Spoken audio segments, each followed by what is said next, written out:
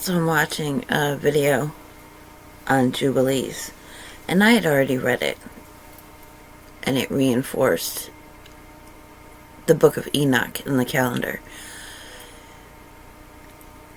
And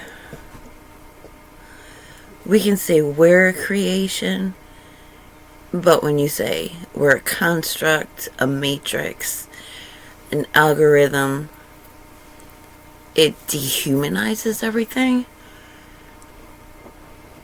So it's saying the same thing.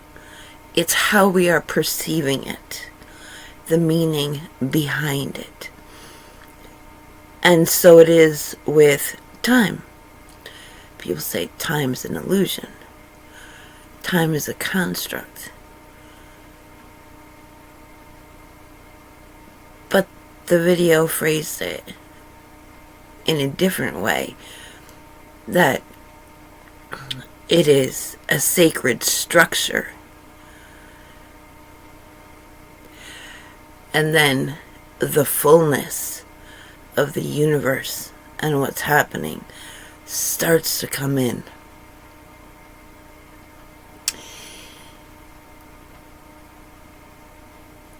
And all of the observances, the Jubilees, the Sukkots,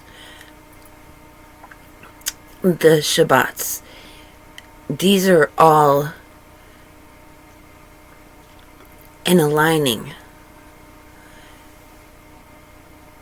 Certain days with Noah and the flood arrive at the same time.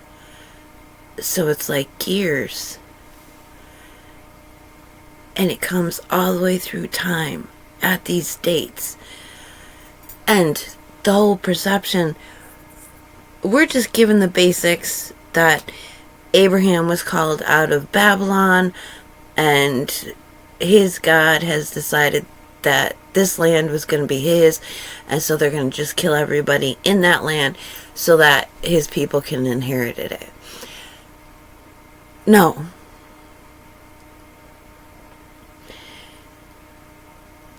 Noah's sons each had a part of the earth, and then they went into one another's lands.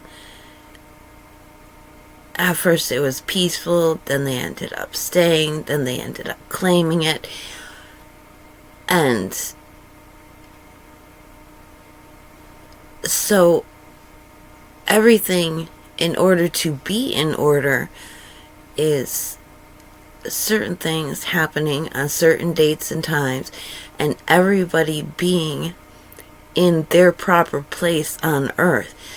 And so that's why we see movements, migrations, wars, transferring of people. I mean, I cannot tell you where I belong. I don't know what my ancestors' land is. I know I was born here in the United States, and French-Canadian ancestors had some come out of there. But of course, if they're French-Canadian, that means they came from Western Europe. And the same thing on the other side came out of Germany. They journeyed from Germany and out of Western Europe, France again. Who knows what was mixed up in there? And who knows, there could be one drop of blood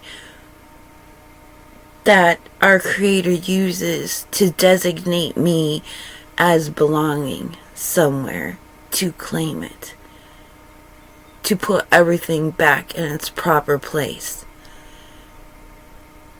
And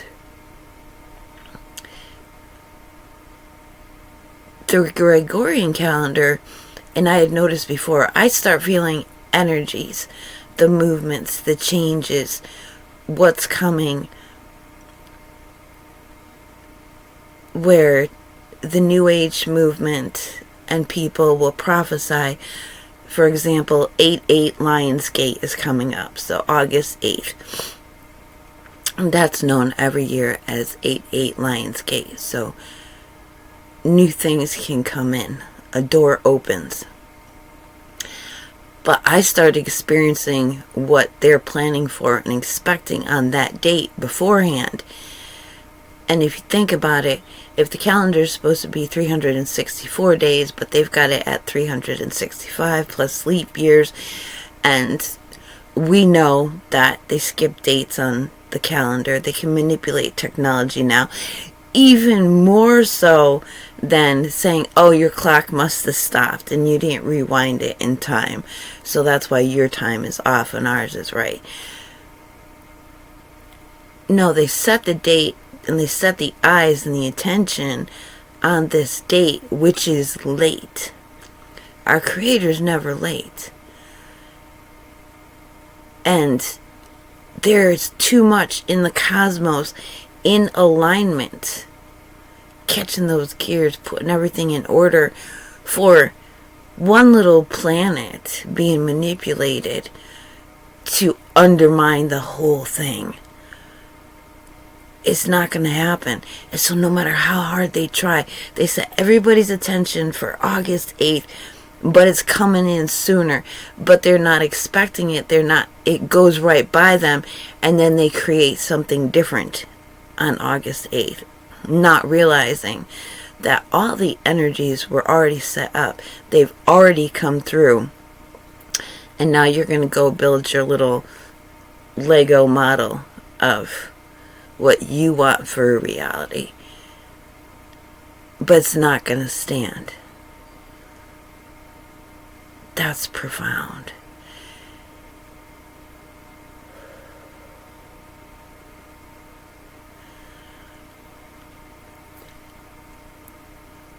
And we have been noticing how the seasons don't go according to the months like they used to. Like, winter is not staying longer. It's starting later and it's ending later. So it's the same amount of months. It's just not according to the calendar that they set up and that we've come to expect. And so they've worked all this energy to manipulate time and everything like that, but it cannot hold up. And so when the cosmic jubilee comes, when that celestial Shabbat happens, it's gonna happen one way or another.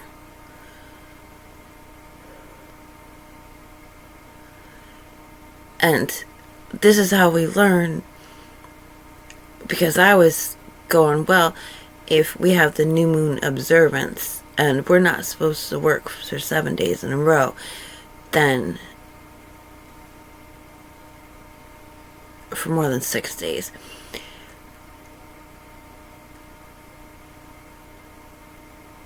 like this Shabbat would be now on a Wednesday, whereas the rest of the world is just holding to the Friday sundown to Saturday sundown. And it's not given to us on the Wednesday like we figure then, but it's given to us on the Friday sundown to Saturday sundown. It's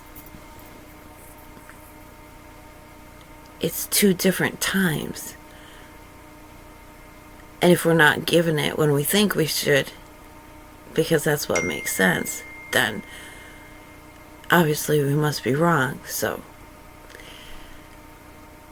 it's how you learn. It's how you know. But just that our Creator has the patience for us to go through this learning and how you know. But learning this way, I understand that those years that I didn't have a phone, I didn't have a computer. No, I was in the woods, literally by myself. Like, it does set you apart.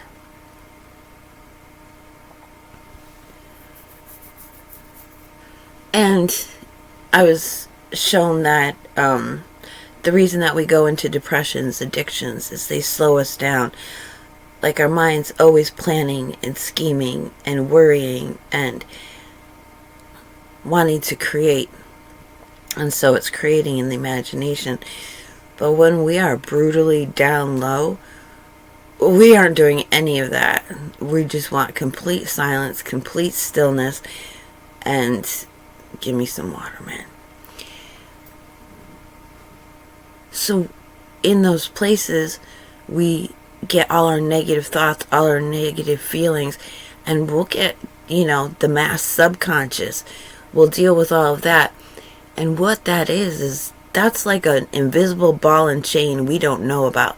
So we're doing meditation, we're having out-of-body experiences, we're, all these highs, we're like, we're great, we're good, I'm doing spiritually wonderful. But there's this invisible ball and chain tying us that can bring us down in a moment. So, I'm going to put a link to the video below. And things are just getting too intense. Wow. So yeah, that's why I'm not posting as often.